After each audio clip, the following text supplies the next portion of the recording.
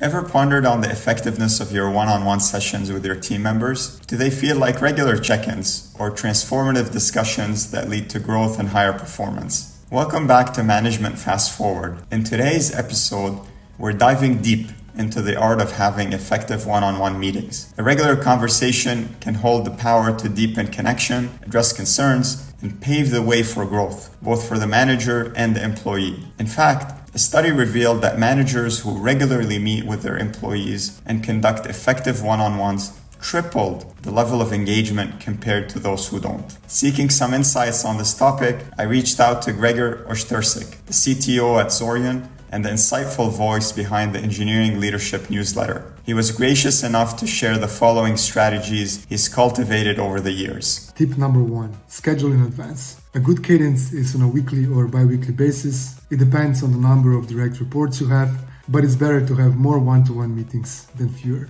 Tip number 2, give and get feedback. Feedback should be given as soon as possible and as frequently as possible. A good question you can ask is, what feedback do you have for me? Tip number 3, focus on objectives, goals, and career development.